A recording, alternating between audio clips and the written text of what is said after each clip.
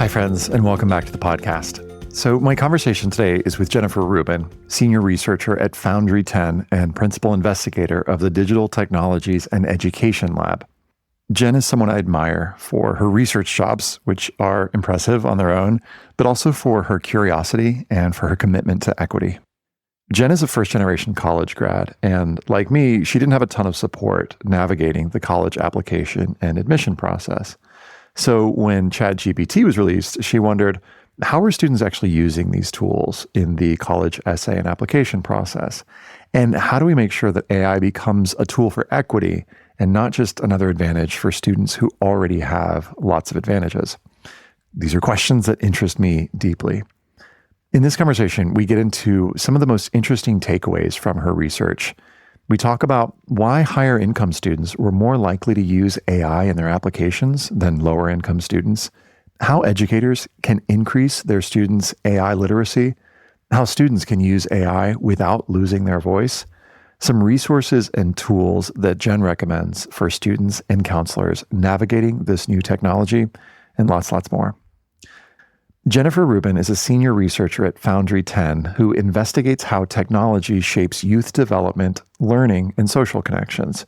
She earned a BA in psychology from UC Berkeley before completing a dual PhD in psychology and gender and women's studies at the University of Michigan. Currently, she's exploring how young people navigate digital spaces, strategies for educators to meaningfully integrate emerging technologies, and the essential skills needed to foster critical engagement with social media and AI tools. Hope you enjoy.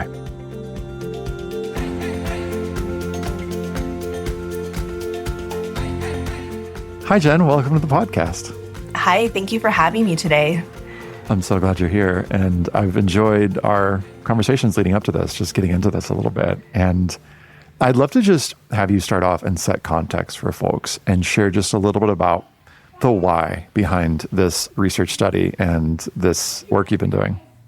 I'm a psychologist, and I have been for about 15 years now. And so much of the work I have done has been inspired by real-world experiences, or sometimes just thinking about my personal experiences and how that might relate to a research question. Yeah. I'm a first-generation college student, and I went to Berkeley in Michigan without a lot of outside help preparing those applications. I really wrote my college essays on my own, and I didn't have that kind of parental guidance or even access to private coaching that some students rely on. So when I think about AI tools like ChatGPT and Claude that have come out recently and have been really widely available, I was really curious as a researcher about how are students actually using them in the college application process. And this question really drove our current research project that we've done in our lab here. We really wanted to understand how students were genuinely using AI, not just for hype or fear surrounding it, but really the real ways it was shaping their application experience as future college students. Some questions we were thinking about was, were they using it for brainstorming ideas? Were they depending on it to write something for themselves? And how did this affect how admissions officers perceived their work? That last question is something that we're still really curious about and plan to research in an iteration of the study in the future. At the same time, we really wanted to look beyond students, and I was super curious about how teachers were responding to AI in college admissions. The conversation around AI is really evolving quickly. We really want to capture this moment while schools were still trying to figure out what AI's role should be in the college admissions process, as well as how students use it once they're on college campus. Beautiful. Perfect. So what were some of the interesting takeaways from your research? What did you learn? We learned a lot, but I want to highlight a few of the major takeaways that I find most interesting. One of the most interesting takeaways from our research was that 30% of students reported using AI tools such as ChatGPT to help with their college essays. Despite this, students are really grappling with ethical concerns of using these tools, and we tested this by asking students to think about ethics, how they were using the tools, and any fears they might have with using these tools in the college admissions process. And they had a lot of really complicated feelings around fairness, authenticity, and the extent to which AI-generated content reflects their true abilities. A particularly interesting finding was that while students and teachers generally agreed on the ethics of students using AI tools in their essays, they disagreed when it came to teachers using AI for recommendation letters. Students saw both cases as ethically similar, while teachers viewed their own AI use as more acceptable than students' use in their own essays. For me, this really raises important questions about who gets to use AI and for what purposes, and why different forms of assistance might be judged differently by adults and youth. I think finally, one of the most interesting parts of this research for me is that we also ran an experiment. I was really interested in people's perceptions of using a human college admissions coach versus something like ChatGPT or generative AI. And what we found was that students and teachers perceive AI-assisted work by a college applicant as less authentic, competent, and ethical than work done with human help. This is super fascinating and something that since the publishing of this white paper, we've explored a lot more with many more experiments, and I'm happy to talk about that at a later time if you want. Yeah, I find that really interesting. One of the things that I also found interesting is that in your research, you found that higher income students were actually more likely to use AI in their applications than lower income students. What do you think this is about? Like, what explains this trend? It's a bit counterintuitive, right? Going into this research, we have read a lot of opinion pieces in the New York Times and other outlets talking about how generative AI could potentially be a leveling of the playing field for lower income students who might not have access to resources to help with their college admissions essays. But what we found was kind of the opposite. We found that only about 22% of students from families earning $50,000 or less reported using generative AI tools in college admissions. In contrast, 40% of students from families earning between $75,000 and $100,000 engage with AI use in their college admissions process. This is a 150% increase in odds of using AI compared to students from families earning $50,000 or less.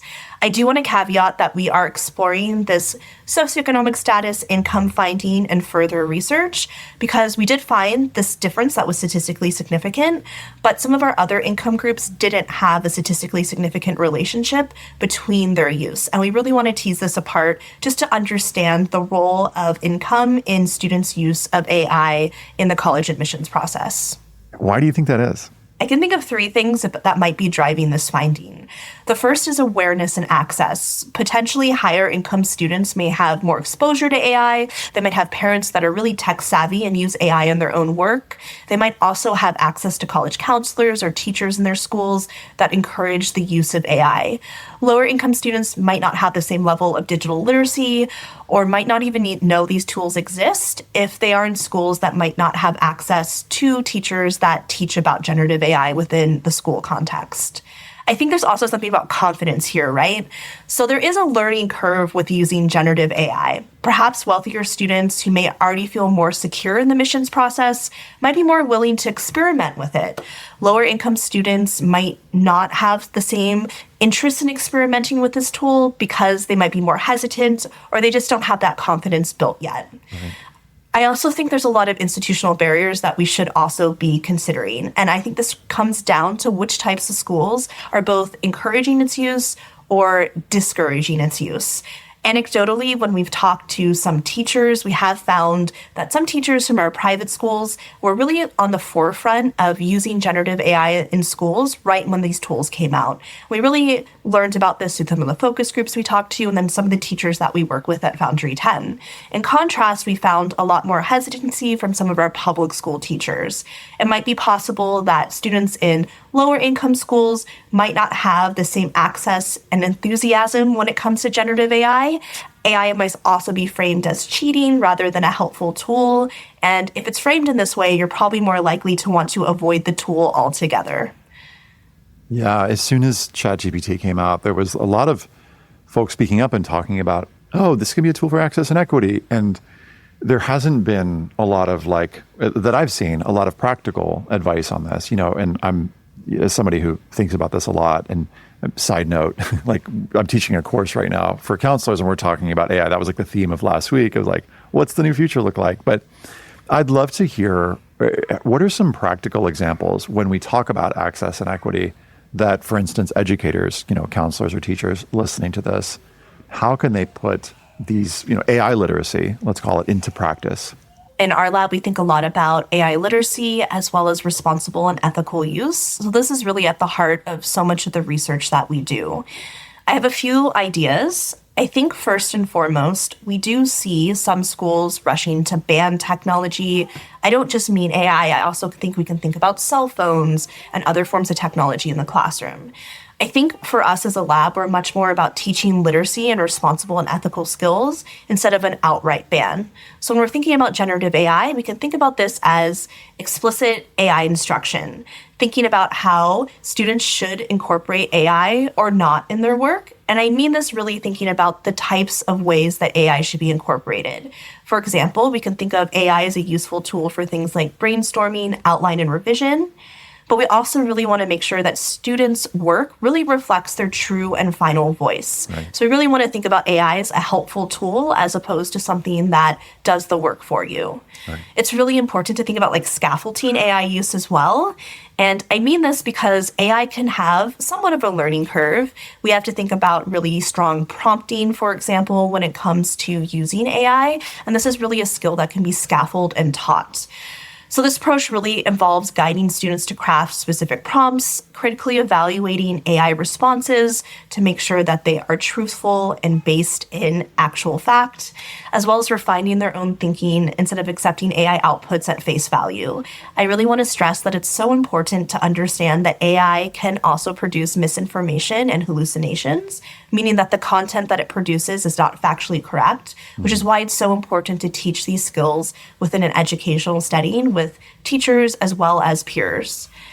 I think it's really important as well to think about ethical discussions. I mentioned some reasons or some ways that we can use AI, for example, for brainstorming, but where does that line really cross and maybe to some more unethical behaviors? So therefore, I think we should be thinking about co-designing ethical guidelines and responsible use in schools, both with counselors and educators, as opposed to just maybe having a top-down approach where those rules come from adults in and of itself. And my final kind of point that I want educators and college counselors to think is about access and transparency. I strongly believe that schools should provide AI resources to students so that it doesn't become another tool from which only certain students benefit. That might mean offering workshops, integrating AI into college counseling, or even ensuring students can access reliable AI tools.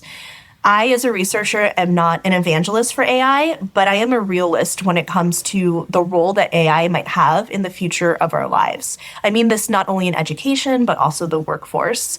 We do know that AI is a tool that has advanced rapidly in what it can and cannot do. And we really should think about it as another tool that might be integrated into the vast amount of the toolkit that we have, as opposed to something that might fizzle out in the future. Yeah, I'm really appreciating what you're saying. It's also lining up with research that I've done around what colleges are looking for, and even the Common App. So when students submit their application, they have to sign this affirmation statement from the Common App that says, I certify that all information submitted in the admission process, including this application and any other supporting materials, is my own work. One of the interesting things that I think you're kind of pointing at here, the sort of gray area, is what my own work, quote unquote, means and what it represents. And, colleges are coming out just to sort of like really support with the point that you're making, or to sort of echo it. Caltech, for instance, says, it lists in terms of ethical uses of AI using, for instance, generating questions or exercises to kick the brainstorming process off, or, researching the college application process, or even using things like checking grammar and spelling. And then under unethical uses, and this is on its website, and I'll link to it in the show notes, it talks about, copying and pasting directly from an AI generator and relying on, an AI to just straight up write the essay. But it seems like there's some of this like in-between area where it's like, when we talk about things like, a student voice, it feels like we're in this period of like all learning it together and figuring out, what does that even mean? Like, do you have thoughts on like how students can use AI without, losing that quality of what we call sometimes authenticity or their voice? I think this is one of the biggest challenges that we need to think about as technology becomes more advanced. AI is really great at making writing sound polished, but I think it could also make essays feel really generic. And when we're thinking about college admissions and this essay that we're writing to show who we really are to schools, we definitely want something that does not sound generic. We want it to sound authentic and like it's coming from ourselves. And in this way, we really need to think about what AI is good and not good for. So I really think that the key to AI is really viewing it as a brainstorming partner and not as a ghostwriter. I think that there's 3 different ways that students can really maintain their voice in the essay writing process if they want to think about exploring generative AI tools as a way to help with that process. So number 1, I think it's so important for students to use AI for structure and not substance. Ask AI to help outline an essay or suggest topic ideas, but really making sure that the core ideas come from the student and their own experiences. I think it's also important to first write out a draft that reflects who you are and then go back and refine later. So this can mean drafting an essay and then using AI to help clarify or improve phrasing. Something that I do, because I write a lot in my job as a researcher, is I often will write something and then I ask AI to analyze the writing that I do to make sure that it is clear, that it's understandable, and that I don't have any gaps in my way that I'm setting up an argument. I think that's really important, and we can think about this for student use as well. We can use AI as that brainstorming partner, even that tutor that can help us identify some challenges in our writing in order to improve it. Third, I think it's really important to use AI to enhance storytelling and definitely not replace it. Instead of letting AI generate full paragraphs, students can use it to ask reflective questions or even to help rephrase ideas more clearly. A great personal statement has emotion, has unique experiences, and really that strong sense of self. And we can think of AI as helping to polish it, but the student's story should really be front and center. So I just want to remind students and caregivers and counselors out there listening that really colleges want to see authenticity and originality. It should be a reflection of the students' lived experiences, their values and their aspirations, and what they look towards the future. And I really think it should read like a conversation with the applicant. I know that admission officers are really looking for students to articulate their personal growth and their perspectives, and AI can be a helpful tool, but it definitely should not flatten individuality, because I often think the best essays are the ones that have been written by that student. Yeah, and that's something that, again, I'm finding in my research from colleges. I'm just going to quote another one because it just occurred to me. Just as you said it, I'm the Dean of Admission at Princeton, Karen Richardson, and this is on their website, said, AI is not inherently bad, but I caution against it in your college application. First and foremost, I guarantee that any essay one writes with the help of AI is not going to be nearly as good or authentic as one that an applicant composes on their own. And remember, we're trying to build a community of learners who will contribute to the academic and social fabric here, so we count on authenticity in the application. So again, sort of echoing what you're saying, like colleges are in line here. But the other thing, and this is something for maybe a future podcast, is like it really gets sort of, as my friend would say, squiggly when it comes to like this notion of authorship. And one of the things that I would encourage counselors to think about is what are some of the tried and true things that we believe represent authenticity, and what happens if we were to suppose that a student could have a quote unquote authentic experience and also potentially be using AI? Like, is there any room for this? And this may sound to some folks like, what, the college essay guy is saying this? But I don't know. I'm starting to look at, for example, my own, interactions with AI, and having it be a thought partner has been incredibly interesting and useful. And it asks me really hard questions. Like, I'm going to give a couple of these here, and this is probably the subject for a future podcast, but, things like, do tools like AI diminish ownership, or do they just change what we mean by ownership? Could it be that because one of the other critiques is like that it's just speeding things up. And I wonder if speed and depth are actually possible. And so one of the things that I'm wrestling with is thinking about what are those things that I'm really feel like that, no, this is the thing that has to stay, and we can't do this with AI. Like, what really are those things? So as folks are thinking through this, Jen, I'd be curious to know, what are some like resources or tools that you would encourage that maybe students who are navigating this new technology, could engage with to start to think through what does it mean to ethically and effectively, use AI if they're planning on, using it or considering using it? These conversations we should be having with youth throughout school and also at home. I think we can't forget the family piece to this because these conversations are a way for us to think about responsible and ethical use, what that looks like in different contexts. So I have a few resources that I always give to educators and caregivers if they ask me. I think the first is really having students and families look at Common Sense Media's AI literacy resources. Common Sense Media is an excellent research, evidence-based a resource for communities. I think what really makes their resources really strong is that it's often age appropriate and it really spans guidance for students, caregivers, educators, and thinks about ethical use, critical thinking, transparency, all these things that we've been talking about in our conversation today in schoolwork and beyond.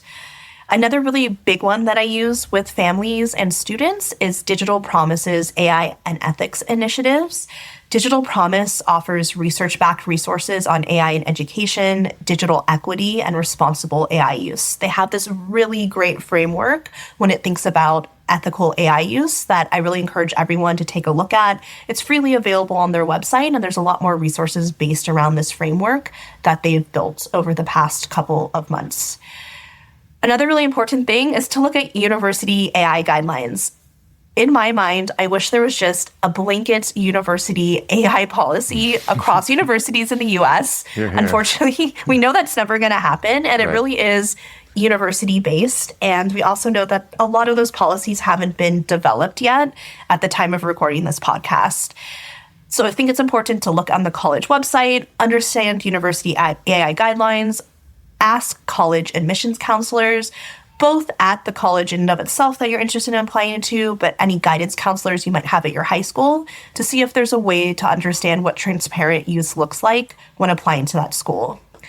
And I mentioned parents and caregivers. My lab, in collaboration with researchers at the University of California, Irvine, recently published a white paper addressing caregiver experiences with generative AI. And we really thought through recommendations for facilitating conversations about AI at home. We offer conversation starters. We offer our research and what we found from talking to focus groups of caregivers nationally. So I think it's a really great resource. It's available on our Foundry 10 website through my lab, the Digital Technologies and Education Lab. And I think just to touch a little bit more upon responsible and ethical use, I think the two most important considerations include, once again, using AI as a tool and not as a replacement. Remember, we want it to reflect your own voice and your own experiences, as well as to think really critically when you're using AI as a tool. I mentioned that AI is not perfect. It can introduce bias, inaccuracies, or even generic phrasing. Students should always review, edit, and personalize anything that AI suggests to ensure that their final submission is both authentic and uniquely theirs. Beautiful. So we talked a lot about the student perspective, in particular as it relates to AI use in, say, the personal statement or supplemental essays. But I'd love to talk a little bit about teachers' use of AI. You know, do you see ethical concerns around, for example, AI-generated recommendation letters? And, you know, what are, in terms of your studies revealed, what did teachers have to say about their own use? So we did talk with high school teachers that write letters of recommendation for students going to college. What we found was that 31% of teachers that we sampled reported using generative AI to help with their letters of recommendation. This included a variety of things, so we just don't want to say like writing the complete letter of recommendation. It included things like brainstorming, word phrasing, clarity of argument, as well as a few other things such as helping save them time. So maybe thinking about editing that letter for them to make sure that it is in the best shape possible before sending it off to a college for that student to be considered for acceptance. I do think that AI-generated recommendation letters sit in an ethical gray area. It's not necessarily wrong, but really requiring careful and responsible use. And I think we should consider this just like students and the advice that we're giving our youth.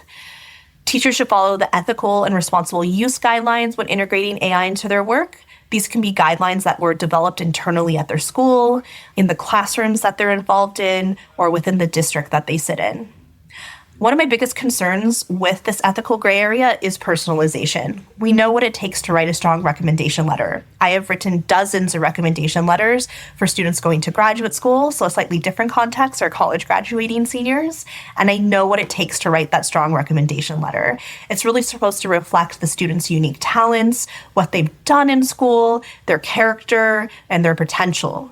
And I think that if AI generates large portions of these letters, does it still carry the weight of a teacher's professional judgment and personal experience? AI-generated writing risks kind of sounding formulaic, really missing the depth and nuance of what can make a recommendation impactful. Another issue I see here just with our students is the issue of transparency. Some questions I have include, should teachers disclose that they are using AI in drafting this letter? We have debate over students and disclosure in their personal essays, and I think that same question really applies to teachers. If AI primarily generated a student's letter of recommendation, does that make the endorsement less meaningful? I do think that college and universities should provide really clear guidance on what is acceptable, since we see this uptake in teachers experimenting with AI and this recommendation letter process.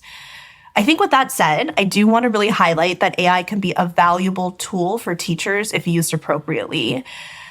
I know what it's like to handle dozens of recommendation letters in one season. It takes up so much time on a plate that's often really full for educators. Yeah. So we really want to think about that time aspect and how educators can use AI to help structure letters, refine phrasing, brainstorm language. I think those are all really responsible ways to use the tool.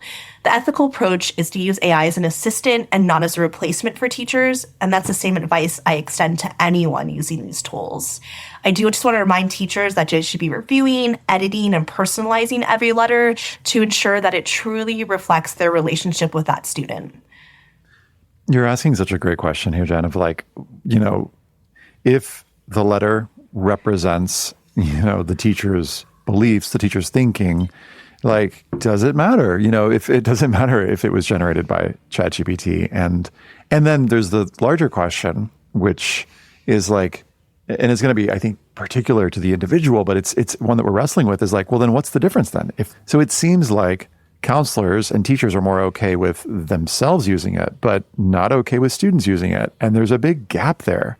And I don't really know what to make of that. Like, that seems to be right. That seems to be what was shown in the study, right? Yes, that was exactly what was found in our study. And it's a statistically significant difference, this gap that we see with teachers' perceptions of the ethics of a student using this as teachers' perceptions of themselves using an AI tool in their letters of recommendation, which is so interesting. Yeah. Do you have any sense of like what that's about? Yes. So we've thought a lot about this. I've also talked, once again, with educators in focus group settings with our qualitative research. Something that's a big concern for educators, which is a really valid concern, is skill development. Are students losing skill development when we incorporate generative AI tools into the work that they do? Teachers have a slightly different perception of themselves. They are adults. They have gone through college, perhaps graduate work. They've got skills. Yes, they've developed lots of skills over the course of their decades of work. And they see it as like a different use of that tool as opposed to students who are still very much in that learning process and phase of their lives. Yeah. Yeah. The way that I think of this is like nutrients. Like if we just rush to focus on the outcome, aka the college essay, for instance, and if the student skips over the writing process, I feel like there are all these valuable nutrients that they miss out on. And I've been writing about this for the last few weeks, but the sense, for example, the sense of ownership that comes from looking at that piece of writing and being like, yes, I worked hard on that, and I wrote that, and the emotional intelligence, that can, I think, develop over the process of like asking yourself deep questions and thinking critically about your experiences and the meaning making that comes. I'm sort of getting on a soapbox, so I'm going to pause. But, it seems like even besides that, there are all these other things that potentially students miss out on. But I'd love to hear, because I think there are some colleges who are coming forward. I mentioned a couple earlier, and saying specifically in their guidelines, here's our take. But I'm just curious, what have you seen so far in terms of how colleges are approaching AI use and applications? Who's setting clear guidelines? Is it still a gray area for most? Like, what are you noticing? Overall, I do believe that colleges and universities are really still developing those policies. And I've really only seen instances of a few universities having a very formalized policy. So, for example, I know that Yale informally discourages AI use, really emphasizing authenticity on their website if you would go search for this. The University of California has a much more extensive or clear AI policy. They allow AI for brainstorming, for example, but really expect that final submission to reflect that student's own work. I've also seen policies from Harvard and Columbia.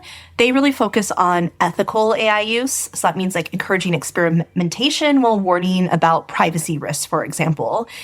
And Caltech kind of goes a step further from what I've seen, requiring applicants to review AI ethics guidelines before submitting their essay. So really making sure that students understand what ethics looks like at Caltech before engaging in that writing process. I think it's immensely important for colleges and universities to take this seriously and develop really clear policies that students have when going into the college admission season. It's really hard to be in this gray area if students don't really have a clear ethical or responsible use training in high school and then are entering this phase where that might not be really clear when they're submitting their essays or even thinking about entering a university or college in and of itself. I really think, oh, sorry, go ahead. No, please, you go.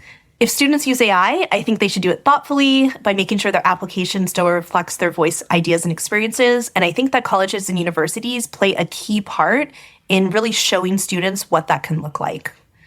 Yeah, I just want to, because we are sort of in this liminal time right now where there isn't specific guidelines from, for example, every institution, like you said. And I just want to speak to students and say, if y'all are considering using AI, first of all, I just want to kind of encourage y'all to be conservative. In other words, I want you to be able to specifically say, here's how I used AI. And if there are situations where there are cool ideas coming out of the machine, you're like, ooh, that sounds interesting. Yes, please make it your own. And I just want to encourage caution for students. I'm going to have more specifics that I'll be releasing on the blog at some point soon. But for now, and in the absence of sort of what do the schools say, the sort of authority figure? Yeah, because I have seen instances where, and I've heard about instances where students, have had their applications rescinded, revoked from, because there was so much AI in their application. So I want students to be able to to have that not happen, in short. And I just want to encourage caution and, as you said so beautifully, thoughtfulness. Can I add one more thing before going in? Yeah, please. I do want to mention to colleges and universities that AI detection software does not work. We hear this time and time again when talking with educators that they wish there was a software that can detect AI, or they themselves are using those commercially available AI detectors. But I do really want to caution that those AI detectors often have false positives when we know that the student actually wrote that work themselves, but it's coming back as AI generated. I've seen a couple of really cool examples about how this has been shown. So for example, some folks I know have put in old journal articles that they wrote well before the dawn of generative AI being commercially available, and they'll receive back that this journal article was 70% written by generative AI, which is impossible. So I just really want to caution that and let everyone know that we should be wary about using those tools because they could have really disastrous consequences for students. Yeah, so here's a question that came up on a webinar just last week, and I'd love to ask it of you. What does a student do in a situation like that? Let's say they've written the essay. It's their own work. They know it's their own work. They put it into an AI detector and it comes back 70% AI generated. What advice would you give a student in that situation? I think that's a really tricky and important question. I know in the college level, there have been some lawsuits recently challenging that something's been AI written.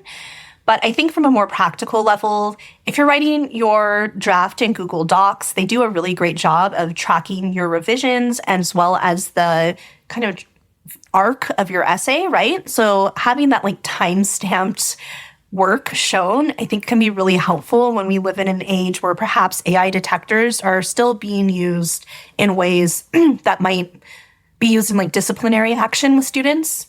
I think another thing is really to have clear education for educators and college admissions counselors to know that these tools are not accurate. I think it's a really scary time when so much is on the line for students and they might be accused of using AI. I think the only way that I see this as being slightly different is that there have been cases when students have left in things like generated by ChatGPT or the model that it's generated by, which clearly is a violation and very obvious that you have used AI. Or sometimes teachers, you might have read this in pop press articles, have put the instructions and some white text in the instructions. So when you actually copy and paste that into, let's say, ChatGPT, it might produce that thing in the white text that you weren't supposed to do. But I think it's really being clear that these tools don't work. Seek out the help of a caregiver or parent if this does come up and you genuinely did not use generative AI to write this essay or do this work that perhaps is coming up as AI generated. Yeah, that's such a great answer. It's like save your work, the old school copyright way. And I'm not suggesting that students do this. Is like if you had something that you wanted to prove that was yours, you would mail it to yourself, and then it would be like, have stamps and stuff on it. Be like, this was truly my work. But I think one, the Google Docs idea is a great idea. Shout out to Google Docs. And then the second thing, you've kind of alluded to this, but like having somebody who your counselor, for instance, your college counselor, who has seen drafts and has some understanding of your writing. So if you do get in trouble, you've got somebody who can vouch for you, who can be like, no, this student, I saw several drafts, and you can even, say, can I email these to you? Now, for students listening to this and they've already written their essays, the ship might have already sailed.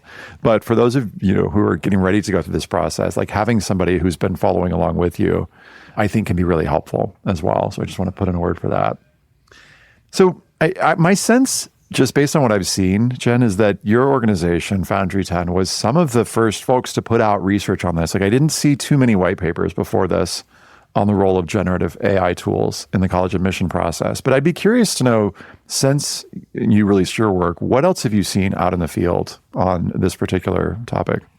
I haven't seen a lot yet, but also if you're thinking about the journal publication process, that often takes a really long time. Right. So this work might have been done, it might be under review and just not published yet. So I'm very eager to continue looking at the research as well as looking at gray literature such as white papers to see what has or will come out in the future.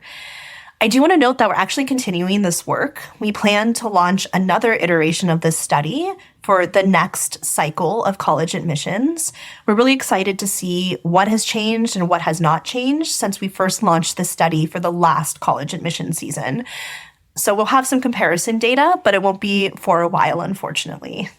So do stay tuned. Got it. Maybe we can talk about it again in the future. Yeah, totally. We'll do a follow-up in 6 months or a year. So let's get personal for a second in terms of our own AI use. I'd love to hear, and I'm happy to share as well, like how do you use AI, if you do, in terms of your work and your writing? I definitely use generative AI in my work. When ChatGPT became commercially available in November of 2022, as someone that has formerly worked in tech and someone who studies tech, I was super excited to see what this tool can do. So I was definitely an early adopter in exploring the power or also the boundaries of ChatGPT. And I will say that the technology has improved a lot over time, just in this short amount of few years since it's come out. And as a researcher, I mentioned a little bit earlier that part of what I do is writing, and I write so much. I write reports, I write white papers, presentations, journal articles for peer review publications. And I really do think that AI can be a great tool for getting quick feedback on clarity, logic, and structure. Part of what I have to do is write for a variety of different audiences. So I could be writing for youth that are in high school, for example, for teachers, for academic researchers. And each of those audiences requires a different level of how I present my ideas. So for my academic researchers, I'm going to use terms that are common in the field and the area that I'm working in. But I don't want to use those complex terms necessarily when I'm talking to a group of high school students or even middle school students. So I do have AI help me refine some of my language to be more accessible so that I can really ensure that younger audiences can engage with the material at the level that they are at. So for example, I might use AI to help rephrase a sentence for better readability, suggest alternative wording, or even identify areas where my argument could really be stronger. It's especially useful when I've been working on something for a long time and really need a fresh perspective. I've been working on a new white paper about social media literacy curriculum, and we've been thinking about this for a really long time. And I was really stuck with the structure of the paper, making sure that it really flows nicely, that there's transitions between the sections and our findings, and that it really creates a cohesive story. So I definitely use generative AI to help give me critical feedback on my writing so I can go back and make those edits that I need to do on my own words in order to make that paper just stronger and more cohesive overall. Another thing I do is I run experiments, which are super fun as a psychologist, but we also have to create materials for those experiments that are similar across the different conditions that we have with slight changes in wording, for example. And I often have AI help look at those materials to make sure that they make sense and that they're really following the best conventions in experimental research. Now, clearly, as someone that's trained as an experimentalist, I have so much knowledge and background in this, but it definitely helps to refine some of the language I might have in a prompt just to make it really clear for a participant. So once again, I really see AI as a tool for refinement and not creation, and it really helps me with efficiency, critical thinking, and decision making, but all that work still really comes from me. It might give me ideas about how to better those areas, but I'm still doing all the hard work and the critical thinking and the thought process behind the research that we do. Yeah, beautiful. I love that. And I want to share a few more from my own, but I think we're sort of on the same page, at least, conceptually. One of the things that I've been using it for lately, things that take me a really long time to do, is create presentations, like create, slide decks and stuff. And so internally, we found there's some incredible software out there. And I'm not going to speak to the software now because it's going to be dated soon and we're going to be using something else. But there's software that we use for creating presentations that I can take, for instance, a huge blog post that we've spent a lot of time on and plug it in and be like, turn this into a PowerPoint, a slide deck, and it magically will do that.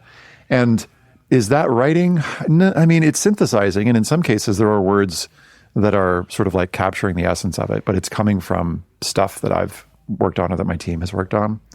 There's also, this is a fun one, but like when I have an idea for a particular thing, and it might be like half-baked, and I haven't really thought through the idea all the way, I might throw it into ChatGPT and say, hey, what would this look like? Write a business plan for this idea. Or imagine this, mapping out over the course of 5 years. Or what would this look like as a curriculum?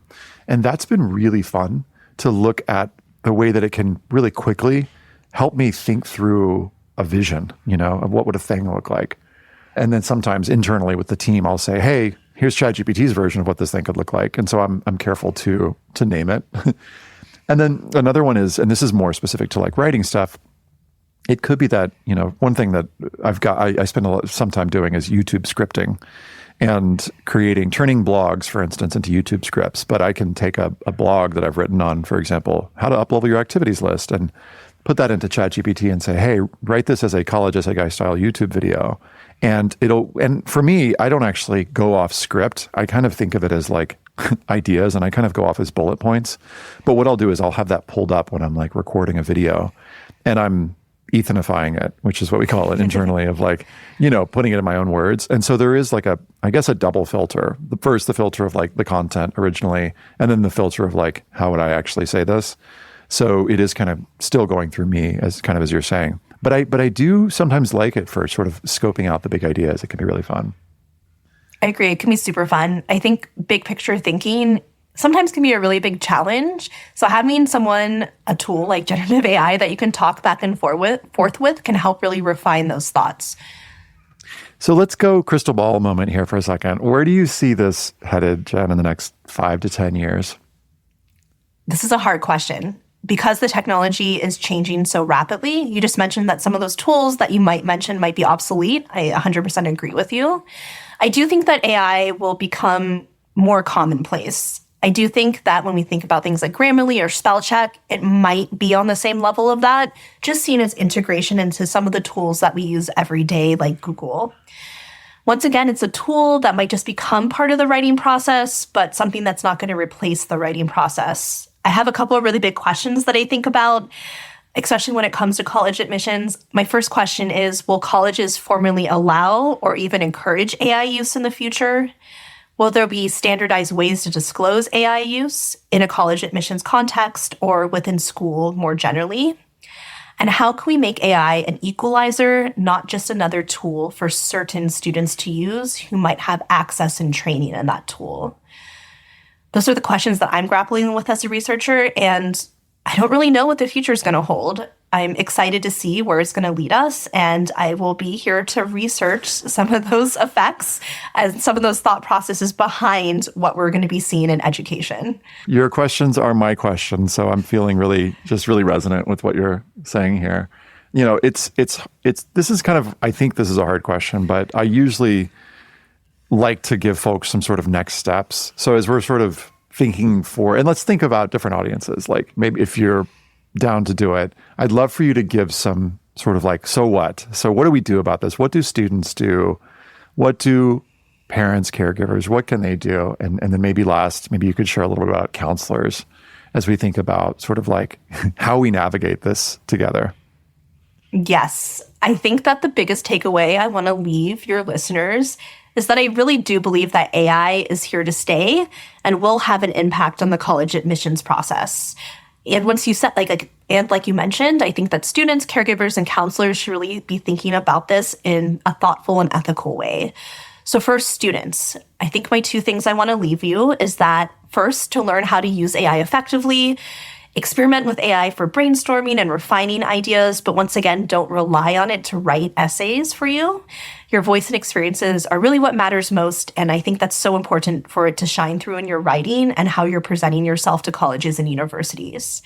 Second, I really want you to check college policies. As we mentioned a little earlier, schools have so many different rules on AI use, and some might not have any at all right now, but hopefully will in the future. So really make sure that you understand what's acceptable for each school that you apply to and adjust how you are submitting or creating your materials accordingly. For our caregivers, you're really an important part in this conversation because these conversations with your children also need to happen at home. I really think that caregivers could encourage critical thinking about how AI can be a great tool, but students should really still develop their own ideas and writing skills. So really focusing on that skill development that is so important to students' learning. It's important to help your children see AI as a support and not a shortcut, and really talking with children at home about responsible AI use and skill development. I think it's really also important for caregivers to be informed. Colleges are still shaping their AI policies, so really keeping an eye on updates from schools that your student is interested in and really helping them understand those policies so they can make the best application they possibly can for universities. And for our counselors, I think it really comes down to education. So first is really teaching responsible AI use. It's important to help students understand when and how to use AI while still maintaining their voice. You can offer guidance on using AI for structure and feedback and really kind of show the ethical gray area and lines when AI crosses into maybe a not responsible use case. And the last thing I really want to leave you with for counselors is 2 other points.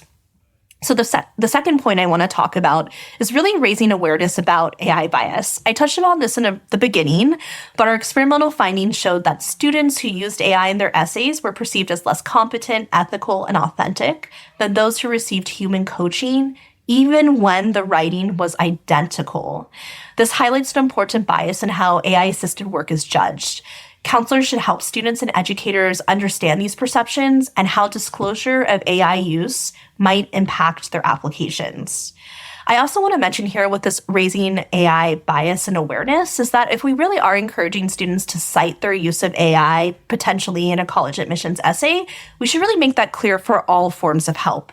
And that includes parents and paid college admissions tutors, especially given this bias that we found. I think we just need to be really clear about the types of help students receive and how that plays into the college admissions process. And my final point I want to leave for counselors is really to advocate for clear policies. If schools aren't providing guidance on AI use, start the conversation. Colleges need to address AI bias and also to ensure their policies don't unfairly penalize students who use AI tools in responsible and ethical ways. Students should know what's allowed, what's discouraged, and how their AI use might be perceived within the college admissions context.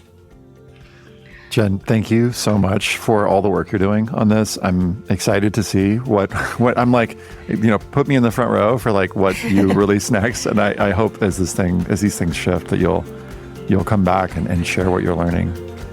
Thank you so much for having me. This was such a fun conversation to have. And I encourage everyone who's listening to come check out our research because we have a lot more exciting and interesting work within the realm of generative AI. Awesome. We will link to that in the show notes. And thanks again. Thank you. Thanks, friends, as ever, for listening. You can catch the show notes at collegeessayguy.com/podcast. Want to stay connected? Check out our YouTube channel where we put out a video almost every week when we can. And you can opt into anything on the website to get a heads up on our upcoming webinars, courses, and tons of free resources on pretty much every aspect of the college admissions process. Be well and stay curious.